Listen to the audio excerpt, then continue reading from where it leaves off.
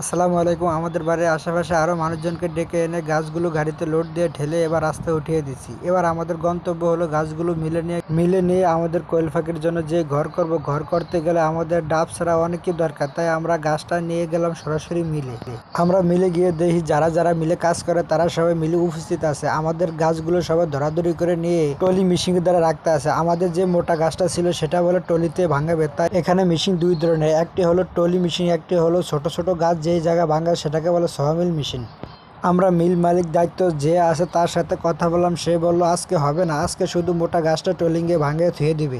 যাই হোক, আজকে যেমন হবে না তা আর এগুলো দেরি করে আমাদের লাভ নেই। এর ভিতরে এক ভাই কল দিয়েছে কোয়েল পাখির জন্য। ভাইকে বললাম আমরা অনেক দূরে আছি। ভাই বলল আচ্ছা কোনো সমস্যা নাই, আমাদের হাতে অনেক সময় আছে, আপনি আসেন। তারপর আমরা কোয়েল পাখির বাচ্চা নিয়ে আমাদের বাড়ির উদ্দেশ্যে রওনা দিবে। আমরা এসে ভাইকে কোয়েল পাখির বাচ্চা বুঝিয়ে দিলাম। পরের দিন সকালে গিয়ে আমাদের গাছ যেই কটা সেই কটা আমরা গুনে দেখলাম ঠিকঠাক আছে। আমাদের গাছে কি কম না আড়া করতে হবে সেটা মিল মালিক সুন্দর করে গাছের ভিতরে দেখলাম লিখে দিতে আছে।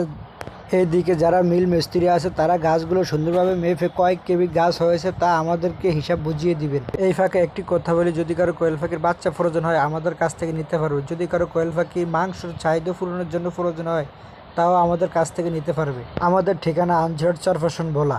অবশেষে মিল মিস্ত্রি যারা ছিলেন তারা আমাদের গাছগুলো মেপে সুন্দর করে আমাদের হিসাব করে গাছ কয় কেবি হয়েছে তা আমাদেরকে বুঝিয়ে দিয়েছেন। এই মিলে সবচেয়ে আমার একটা জিনিস ভালো লেগেছে, আমাদের গাছটা সঠিক মাপ দিয়েছেন তারা। দেখতে দেখতে আমাদের গাছগুলো প্রায় কমপ্লিট। এবার আমরা আমাদের বাড়ির দিকে কাঠগুলো নিয়ে রওনা দিয়েছি।